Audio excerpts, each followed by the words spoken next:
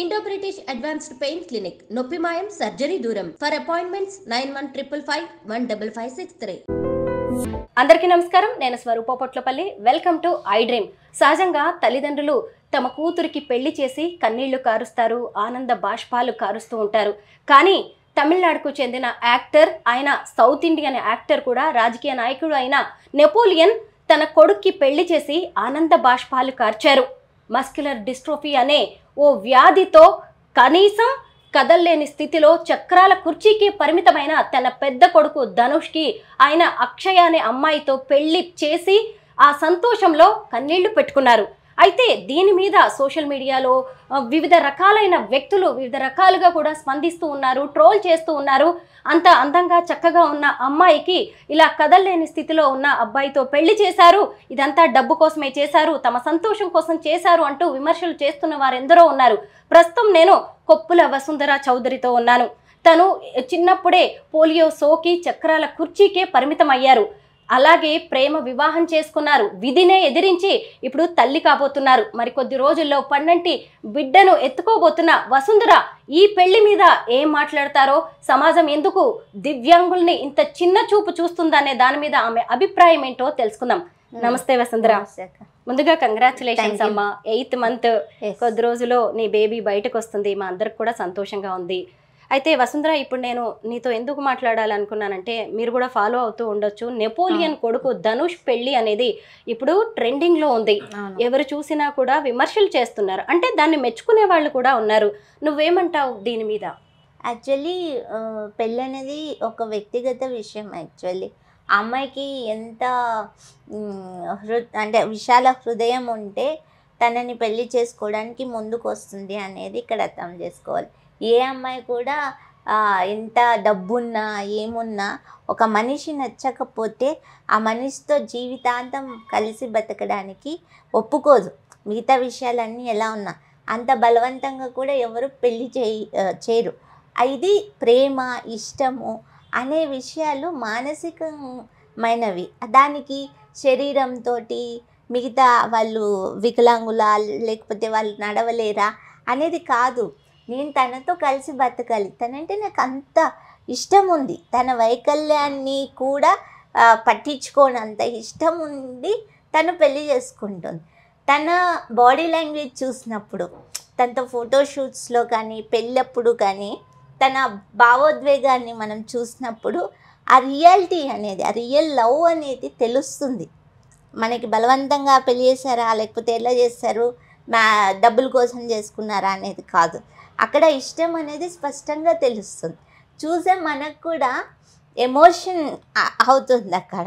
తను నెపోలియన్ గారు తన కొడుకు first son muscular dystrophy 4 years అప్పుడు తనకి వచ్చింది. తన ట్రీట్మెంట్ కోసం తనున్న కెరీర్ని అన్నీ వదిలేసుకొని తను ఫారిన్ షిఫ్ట్ అయ్యారు. అక్కడ అమ్మాయి పరిచయం అయ్యి వాళ్ళిద్దరూ ఒకరికొకరు ఇష్టపడి, వాళ్ళ ఇష్టం తర్వాత వాళ్ళు పెద్దలు అందరూ కలిసి పెళ్లి చేశారు. మొత్తం ఇండస్ట్రీ అంతా ఎంతో సంతోషంగా వాళ్ళని దీవించడానికి వచ్చినప్పుడు ఈ ట్రోలింగ్స్ ఉంటాయి చూసారా, దీన్ని ఎలా అంటే అగైన్ మళ్ళీ వివక్షని గురి చేస్తారే. కానీ ఇలా ముందుకు రావాలి, ఒక నాన్ డిజేబుల్ కమ్యూనిటీ వాళ్ళు పెళ్లి చేసుకోవడానికి సంతోషంగా ఉండాలని ఎవరు చెప్పరు. నిజంగా చెప్పాలంటే ఒక డిజేబుల్ ఇంకో డిజేబుల్ని పెళ్లి చేసుకుంటే వాళ్ళిద్దరూ డిపెండబుల్ కదా. కావాల్సింది యాక్చువల్లీ తను ఫిజికల్గా డిపెండబుల్, ఒక ఫిజికల్గా ఫిట్గా ఉన్న వాళ్ళు లైఫ్ పార్ట్నర్ అయితే తన లైఫ్ అనేది మంచిగా ముందుకు వెళ్తుంది, ఇంకొకళ్ళకి జీవితం అవుతుంది. మరి అబ్బాయి అలా ఉన్నా కూడా మంచి హయ్యర్ ఎడ్యుకేషన్ చదువుకున్నారు, బిజినెస్లు రన్ చేస్తున్నారు, ఫిజికల్ మూమెంట్ లేదు తనకి. అది వాళ్ళిద్దరి వ్యక్తిగత విషయం. ఏంటి తన మూమెంట్ అవుతాడా, తనకి ఎలా అనేది అమ్మాయి అబ్బాయి డిస్కషన్ చేస్తున్నారు. మేమిద్దరు కలిసి బతకాలనుకున్నప్పుడు తల్లిదండ్రులు ఆశీర్వదించారు. ఇందులో మనకు వచ్చిన నష్టం ఏంటి? ఎందుకు ఈ ట్రోలింగ్? సహజంగా ఇలాంటి పెళ్ళిళ్ళు జరిగినప్పుడు ఎవరికైనా కామన్గా కొన్ని క్వశ్చన్స్ వస్తాయి, దానికి ఆన్సర్స్ మీరు మాత్రమే చెప్పగలరు అని అనుకుంటున్నాను. ఇప్పుడు అతను చక్రాల కుర్చీకే పరిమితం అయ్యారు, ఈవెన్ మీరు కూడా అంతే, ఒకళ్ళ మీద డిపెండ్ అవుతారు. మీరు కుర్చీ వీల్ చైర్లోనే వెళ్తూ ఉంటారు కదా. అయితే మరి ఇలాంటి వాళ్ళు కాపురం చేయగలరా? రేపు భార్య బయటికి వెళ్ళినప్పుడు జాలి చూపులు చూస్తారు, అందరూ తలా ఒక మాట అంటారు. ఇంకొకటి, ఇలాంటి వాళ్ళు రేపు పిల్లలకి పుట్టే అవకాశం ఉందా వీళ్ళ వల్ల? దానివల్ల ఇప్పుడు అమ్మాయి కావచ్చు, అబ్బాయి కావచ్చు, లైఫ్ పార్ట్నర్ జీవితం నాశనం అవుతుంది అనే వాళ్ళకి మీరిచ్చే జవాబు? నేను ఇక్కడ విషయం ఏం చెప్పాలి, ఫస్ట్ ఆఫ్ ఆల్ ఎవరైనా పెళ్ళి అనే బంధంలో అడుగుపెట్టినప్పుడు నాన్ డిజేబుల్ కమ్యూనిటీలో కూడా పొట్టి పొడుగు, రంగు రూపు, ఆస్తి అంతస్తులు, చదువు అన్ని చిన్న చిన్న విషయాలు కూడా చాలా వస్తాయి డిస్కషన్కి. అంటే వాళ్ళిద్దరూ మ్యాచ్ కాదు ఎట్లా అనేది చాలా గొడవలు కూడా వస్తాయి. కానీ ఇక్కడ నేను చెప్పేది ఏంటంటే ఒక ఆత్మతో ప్రయాణం ఇది. చెప్పాలంటే ఇది ఫిజికల్ కాదు, ఫస్ట్ హార్ట్తో కూడా కాదు, ఒక ఆత్మతో ప్రయాణం. ఇక సెక్స్ విషయానికి వస్తే అది వ్యక్తిగత విషయం, ఒక ఇద్దరి అబ్బాయి అమ్మాయి యొక్క చాలా పర్సనల్ విషయం. 4 గోడల మధ్య వాళ్ళు ఎలా బతుకుతారు, ఎలా వాళ్ళు మూవ్ అవుతారు అనేది వాళ్ళ వ్యక్తిగత విషయం. ఇప్పుడు మనం ఎక్కడా కానీ పెద్ద ఈ సెక్స్ది పెద్ద దాచాల్సిన విషయం కాదు. ఓరల్ సెక్స్ లేకపోతే వాళ్ళ ప్లెజర్ది ఏం చేస్తారు, పిల్లలకి సరగసి వెళ్తారు, చాలా ఆప్షన్స్ ఉన్నాయి మనకి. అది పెద్ద మ్యాటరే కాదు అసలు. దానికి మీకు సంబంధం లేదు కదా. ఒకవేళ అబ్బాయి సెక్స్కి పనికిరాడు, అబ్బాయికి మూమెంటే లేదు, ఆ అమ్మాయి డెసిషన్ అది. మీరు వెళ్ళైతే సపోర్ట్ చేయలేరు కదా, మరి మీరెందుకు మాట్లాడుతున్నారు దాని గురించి? భార్యాభర్తలు వాళ్ళు ఏదో వాళ్ళిద్దరు డెసిషన్ అది. వాళ్ళిద్దరు ఎలా వెళ్తారు, ఫర్దర్ మూవ్ అవుతారు, పిల్లల విషయంలో సరిగేసుకెళ్తారు. అబ్బాయి స్పెమ్తో అమ్మాయి కంటుంది. చాలా వాళ్ళకి ఐడియాస్ ఉన్నాయో లేవో కానీ వసుంధర మాత్రం మంచి ఐడియా ఇస్తుంది. సీరియస్లీ లేదా సార్, అమ్మాయి నార్మల్ ఉంది, సరగోసి కూడా అవసరం లేదు. అబ్బాయి స్పెమ్ తోటి ఆర్టిఫిషియల్గా మనకి బేబీని కనేకి ఎన్నో ప్లాన్లు ఉన్నాయి మనకి. అది వాళ్ళిద్దరు డెసిషన్. ఇందులో మూడో వ్యక్తి వచ్చి కూర్చొని డిస్కస్ చేసేది ఏంటి? నాకు అసలు అలా డిస్కస్ చేసే వాళ్ళకి ఫస్ట్ ఆఫ్ ఆల్ మూర్ఖులు వాళ్ళు. ఇలాంటి కామెంట్లు, ఇలాంటి థాట్ ప్రాసెస్తో ఉండి ఎలా అంటే మా జీవితాన్ని ఒక ప్రశ్నార్థకంగా మార్చేస్తున్నారు సొసైటీ. మెయిన్ ఏంటంటే మస్కులర్ డిస్ట్రోఫీ అంటే తన పని తను కాదు, తన చెయ్యి కూడా తను ఇలాగా ఎత్తలేడు. మనం వాళ్ళ పెళ్లి వీడియో కూడా అందరూ చూస్తూనే ఉన్నారు, కనీసం దండలు కూడా పక్కనే ఉన్న వాళ్ళు తీసి ఇలా వేస్తూ ఉన్నారు కదా. అలాంటప్పుడు అసలు ఎలాగా ఆమెతో ఉండగలడు, ఆమె సంతోషంగా ఉండగలడు అనేది ఒక డౌట్. కానీ సేమ్ అదే స్థితిలో ఉన్న మీరు ఒక ఆడ మనిషి అయ్యి ప్రెగ్నెంట్గా అయ్యారు అంటే ఎందుకు ఇలాంటివి మీరు కూడా ఇలా ఒక డేరింగ్ స్టెప్ కదా, ఇలా ఎందుకు చేయాల్సి వచ్చిందంటారు? అదే నేను చెప్తున్నా, మిస్కన్సెప్షన్స్ రిమూవ్ చేస్తున్నా. నాకు మదర్ కావాలని, నేను అమ్మాయికి ఉండే సహజ సిద్ధమైన కోరికలు నాకు ఉంటాయి. సో మదర్ కావడానికి నా డిజేబిలిటీ ఏ విధంగా అడ్డం కాదు. అది అడ్డం అనుకునేది తెలియనితనంతో, అవగాహన రాహిత్యంతో. సైన్స్ ఎంతో ఇంప్రూవ్ అయింది, ప్రతిదానికి సొల్యూషన్ ఉంది. కానీ ఇక్కడ ఆ సొల్యూషన్ మా వరకు రీచ్ అవ్వట్లేదు. మాకు ఈ నీడ్ ఉందని చెప్పేసి మెడికల్ దానిలలో ఉన్న డాక్టర్స్కి ఎలా ట్రీట్ చేయాలనేది కొద్దిగా అవగాహన రాహిత్యం ఉంది. ఇప్పుడు మనకి అంటే ఇది ఇక్కడ పూర్తిగా ఉందని నేను చెప్పట్లేదు, ఉంది అవగాహన, ట్రీట్మెంట్ విధానాలు, కానీ రీచింగ్ లేదు, ఇక్కడ ప్రచారం లేదు. ఫస్ట్ ఆఫ్ ఆల్ ఎవరికైతే నీడీ పీపుల్ ఉన్నారో వాళ్ళ వరకు ఇవన్నీ వెళ్ళట్లేదు.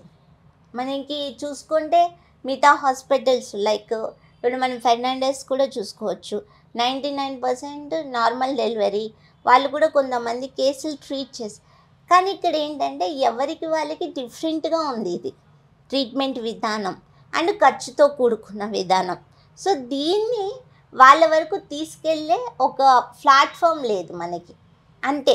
దానివల్ల ఏమవుతుందంటే సొసైటీలో అది అంటే కల్చరల్ వైజ్గా, సొసైటీ వైజ్గా ఉండే ఫ్యామిలీ మెంబర్స్ వీళ్ళంతా ఉంటారు కదా, వీళ్ళంతా మనం ఒక నెగిటివ్ మాట్లాడి 10 మంది మాట్లాడితే అది అట్లే ట్రోల్ అవుతుంది. అవును, అలా వచ్చిందే కానీ మిస్కన్సెప్షన్స్, రియాలిటీ లేదు ఇందులో. We are very fit for everything. ముఖ్యంగా ఇప్పుడు నెపోలియన్ గారు టార్గెట్ అయ్యారు. ఆయన రాజకీయ నేత కావడం ఒక కారణం కావచ్చు ఇందులో. ఎందుకంటే ఆయన తన కొడుకు సంతోషం కోసం అమెరికాలో ఉంటూ కూడా ఒక తమిళ అమ్మాయితో కొడుక్కి పెళ్లి చేశారు. పైగా తను కోరుకున్నట్టుగా జపాన్లోని టోక్యోలో పెళ్లి చేశారు, కొడుకు కోరుకున్నట్టుగా. అయితే ఆయన అంత అందమైన అమ్మాయిని తన కొడుక్కిచ్చి పెళ్లి చేసి ఆమె జీవితాన్ని నాశనం చేశారని, ఆమె గొంతు కోసారని చాలా మంది అంటున్నారు. అంటే ఇప్పుడు ఇక్కడ ఉన్న ధనుష్నే కాకుండా తండ్రిని కూడా టార్గెట్ చేసి మాట్లాడుతున్నారు. ఇలాంటి టైంలో కుటుంబ సభ్యులు కూడా కొంత బ్లేమ్ మోయాల్సి వస్తుంది. దీని మీద మీరేమంటారు? ఇప్పుడు యాక్చువల్లీ వాళ్ళని బ్లేమ్ చేస్తున్నారు. ఇప్పుడు మా మమ్మల్ని ఎవరైనా పెళ్లి చేసుకోవడానికి ముందుకు వస్తే ఒక నాన్ డిజేబుల్ కమ్యూనిటీ వాళ్ళ పేరెంట్స్ కూడా ఇదే అంటే సమాజం మమ్మల్ని వేరేలా చూస్తుంది. ఒక డిజేబుల్ అమ్మాయిని పెళ్లి చేసుకున్నారు వీళ్ళు అని వాళ్ళని ఒక వెలివేసినట్టు చూడడము, వాళ్ళు ఏమనుకుంటారో అని వీళ్ళు ఫీల్ అవ్వడం. నా విషయంలో కూడా అంతే. మా అత్తగారు సైడ్ మా మామగారు కూడా అలాగే ఫీల్ అవుతున్నారు. ఆ బంధువులు ఏమంటారు, చూసేవాళ్ళు ఏమంటారు, ఇలా ఉన్న అమ్మాయిని ఎత్తి దించి అలా అన్ని సేవలు చేస్తూ ఉంటే నా కొడుకు దేనికి పనికిరానోడు, ఏదో ప్రాబ్లం ఉండి పెళ్లి చేసుకున్నాడు, ఇలా రకరకాలుగా అపోహ అవన్నీ అవమానాలు పడాల్సి వస్తుంది. అవసరమా ఇది, వద్దు. ఇలానే ఈగో ఇలా ఏవైతే నెగిటివ్ ట్రోల్స్ చేస్తున్నారో వీళ్ళ వల్లే ఇలాంటి ప్రాబ్లం. ఇలాంటి వాళ్ళు పెళ్లి చేసుకున్నాక మేము ఎంత సంతోషంగా ఉన్నాము, ఎలా బతుకుతున్నామని చూసే ధైర్యం ఉందా వీళ్ళకి? లేదు. ఇప్పుడు చేసుకున్నప్పుడు ట్రోల్ చేస్తున్నారు. చేసుకొని మళ్ళీ సంతోషంగా బతికినప్పుడు వాళ్ళు వస్తుంది కదా, మళ్ళీ వాళ్ళు ప్రెగ్నెన్సీ అప్పుడు ఏదో ఒకటి షూట్లు బయటకు వస్తాయి. అప్పుడు వాళ్ళని చూసి సంతోషించండి, వాళ్ళు ఎంత బాగా హ్యాపీగా బతుకుతున్నారని. చాలామంది బాగా బతుకుతున్న కేసెస్ కూడా సక్సెస్ఫుల్గా పిల్లల్ని కానీ వాళ్ళు బాగా ఉన్న వాళ్ళు కూడా ఉన్నారు. వాళ్ళని చూడండి. అంతేగాని నోరుందని సోషల్ మీడియాలో కామెంట్ చేసుకోవడం ఇవన్నీ చేయకండి. ఇప్పుడు ఆయన కూడా ఆయన ఎంత కష్టపడి తనని పెంచుకొని ఉంటాడు చిన్నప్పటి నుంచి కొడుకుని. ఒక అమ్మాయి దొరికింది అంటే వాళ్ళు ఎంత సంతోషపడి ఉంటారు. అమ్మాయిని ఒక మహాలక్ష్మిల కూతురు లెక్కే ట్రీట్ చేస్తున్నారు ఆమెని. ఇట్లాంటి వాళ్ళని ఐ థింక్ వాళ్ళకి అంత మెచ్యూరిటీ ఉంది, పట్టించుకోరు. కానీ ఒక నార్మల్ అంటే మనకి middle class, lower middle class ఈ సెక్టర్లో మనం ముఖ్యంగా పరువుకి ఎక్కువ ఇంపార్టెన్స్ ఇస్తాం. అన్నిటికంటే మనం ఎక్కువ పట్టించుకుంటాం. 80% ఆఫ్ డిజేబుల్ పీపుల్ విలేజెస్లో ఉన్నారు. మళ్ళీ విలేజ్లో వాతావరణం ఎట్లుంటుంది? వాళ్ళు ముఖ్యంగా ఎదుటోడు ఏమనుకుంటాడో అనే బతుకుతారు, వాళ్ళ కోసం వాళ్ళు బతకరు. సో దానివల్ల చాలా ప్రాబ్లమ్స్. అయితే ఇప్పుడు మీరు ఇలాగా వేరే వాళ్ళ మీద డిపెండ్ అయ్యి ఉండి కూడా ఇలా చక్కగా ప్రెగ్నెంట్ అయ్యారు, చక్కగా రేపు మాపో బిడ్డ వచ్చేస్తుంది. అలాంటప్పుడు ఇప్పుడు అక్షయ ఉంది కదా, ధనుష్ భార్య, ఆమెకి ఇంకా కనే ఛాన్సెస్, ఆమెకి ఇంకా తన బిడ్డను తాను చూసుకునే అవకాశాలు ఎక్కువ కదా. దీన్ని ఎందుకు సమాజం ఓ పాజిటివ్ కోణంలో చూడట్లేదు? అది ఏంటంటే ఫస్ట్ ఆఫ్ ఆల్ డిజేబిలిటీ అనేది ఒక ఏంటి, ఎలా దాన్ని ఒక పాపము శాపము, ఏదో తప్పు చేస్తేనే డిజేబిలిటీ వస్తుంది, ఇట్లాంటివి మనకి తరతరాలుగా మన మైండ్లో కూరుకొని పోయిన భావజాలం. ఎట్లయితే స్త్రీని అణిచివేతకి ఇంత మనం పోరాడుతున్నా, మనకి ఇంత సక్సెస్ఫుల్ పర్సనాలిటీస్ ఉన్నా, ఇప్పటికీ స్త్రీ విషయంలో 50% రిజర్వేషన్ ఉందా? ఎందుకు లేదు? స్త్రీ అంటే ఒక చులకన. అట్లాంటి దాంట్లో వైకల్యం అనేది ఇంకా ఎట్లా అంటే చాలా చాలా మార్జినలైజ్డ్ సెక్టర్ అది. అసలు వాళ్ళు మనుషులుగానే ట్రీట్ చేయబడట్లేదు. అట్లాంటి వాళ్ళకి ఇవన్నీ అర్థమవుతాయా? అర్థం అవ్వవు. చాలా అవేర్నెస్ తీసుకొని రావాలి ఈ సెక్టర్ గురించి. అవును, ఎక్కడికి వెళ్ళినా గానీ మహిళే టార్గెట్ అవుతుంది. అంటే ఇలా ఉన్న మీరు పెళ్లి చేసుకున్నా నీకు అవసరమా అని మిమ్మల్ని అన్నారు, చదువుకున్నా అన్నారు, తర్వాత జాబ్ చేసిన అన్నారు, ఇప్పుడు ప్రెగ్నెంట్ అయితే కూడా నీకు అవసరమా అన్నారు. ఎగ్జాక్ట్లీ ఇప్పుడు అక్షయ్ చూసినప్పుడు అక్షయ్ని కూడా టార్గెట్ చేస్తున్నారు. తను ఒక మంచి మనసుతో కావచ్చు, లేదంటే తన లక్ష్యాలు కూడా వేరుగా ఉండొచ్చు, ఆ కుటుంబంతో అసోసియేషన్ కోరుకుని ఉండొచ్చు, ఇతని మనసు నచ్చి ఉండొచ్చు, వాళ్ళిద్దరికి ఏదో కలిసి ఉండొచ్చు మనసులు. అయినా సరే ఇప్పుడు అక్షయ్ని కూడా టార్గెట్ చేసి డబ్బు కోసం అని చెప్పి ఆమెను కూడా అలా అనడాన్ని మనం ఎలా చూడొచ్చు? సరే, అది ఇక్కడ ఒక డిజేబుల్ని పెళ్లి చేసుకునిందని ఆమె మీద ట్రోల్ చేస్తున్నారు. ఓకే, అంబానీ గారు, నేను అంటున్నానని కాదు, అంబానీ గారి కొడుక్కి హెల్త్ ప్రాబ్లం ఉంది. ఆమె తను కూడా అతన్ని ఇష్టపడి పెళ్లి చేసుకుంటోంది. Normal person. వాళ్ళ పెళ్ళి అంగరంగ వైభవం జరిగింది. మరి ఎందుకు ట్రోల్ చేయట్లేదు? అంటే ఇక్కడ మార్జినలైజ్ సెక్టార్లో ఎవరైతే ఉంటారో స్త్రీలు కావచ్చు, వికలాంగులు కావచ్చు, అందులో వికలాంగులైన స్త్రీలు ఉన్నప్పుడు ఇవన్నీ ఎక్కువ మనకి. అది అంటే ఒక నెపోలియన్ ఆ కుటుంబం అంటే అంత హయ్యర్గా వాళ్ళు పొలిటీషియన్స్ అయ్యి మంచి ఫ్యామిలీ అయినా వాళ్ళనే వదలట్లేదు. ఇంకా నార్మల్ లోయర్ మిడిల్ క్లాస్ వాళ్ళని వదులుతారా? ఇది మైండ్ సెట్ అంతే. కానీ జనాల్లో కూడా బ్రాడ్ మైండ్ రావాలి, మెచ్యూరిటీ రావాలని చెప్తున్నారు మీరు. చదువుకుంటే సరిపోదు, ఎదుటి వ్యక్తుల్ని కూడా అర్థం చేసుకుని, అలాగే ఎదుటి వ్యక్తులు చేసిన దాన్నైనా కనీసం అప్రిషియేట్ చేయగలకపోయినా సరే కనీసం వాళ్ళని ఏమి అనకుండా నెగిటివ్ గా ట్రోల్ చేయకపోతే చాలు. అంత మనసు లేని తనమే డిజేబిలిటీ. ఫస్ట్ వీళ్ళకు ఉందా డిజేబిలిటీ, మెంటల్ డిజేబిలిటీ. అవును, అంటే అతని జీవితం అలాగే ఉండిపోవాలా? ఒకవేళ ఒక విధి కాటేసిన జనం కూడా ఆయన ఎందుకు అలాగే ఉండనివ్వాలి అనేది మీ చేయడానికి. నేను పెళ్లి చేసుకుంటానా, ఎవరిని చేసుకుంటా, నన్ను ఎవరు చేసుకుంటారా, అమ్మాయి ఎందుకు చేసుకుంటా, నీకెందుకు ఫస్ట్ ఆఫ్ ఆల్ మీకు వేరే పని లేదా? ఈ మాత్రం ఆలోచించకుండానే ఆమె నిర్ణయం తీసుకునే ఉంటుందా? వాళ్ళకి తెలీదా? వాళ్ళు ఇన్ ఫ్యూచర్ వాళ్ళకి సెట్ అవ్వకపోతే పోతారు, విడిపోతారు. ఎవరు విడిపోవట్లేదా? అవును, ఎంతమంది సెలబ్రిటీస్ విడిపోతున్నారు, ఎంతమంది నార్మల్ వాళ్ళు విడిపోతున్నారు. అదంతా ఒక జర్నీ, మనం ఎవరు డిసైడ్ చేయడానికి. చాలా బాగున్నాయి మీ అభిప్రాయాలు. ఇంకొందరిలో కూడా ఆలోచన రేకెత్తించేలాగా మీరు మాట్లాడుతున్నారు. అంటే ఒకళ్ళు డిజేబుల్, ఒకళ్ళకి వైకల్యం ఉన్నంత మాత్రాన పుట్టినప్పటి నుంచి కాటికి వెళ్ళే వరకు కూడా వాళ్ళు అలా ఒంటరితనంతో నేను దేనికి పనికిరాను అని అలా మంచానికి పరిమితమై అలా ఉండాల్సిన అవసరం లేదు. వాళ్ళని అంగీకరించే వాళ్ళు కూడా ఉన్నారు.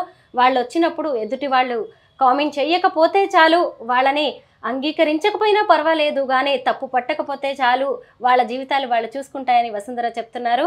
Thank you so much Vasundhara. Thank you.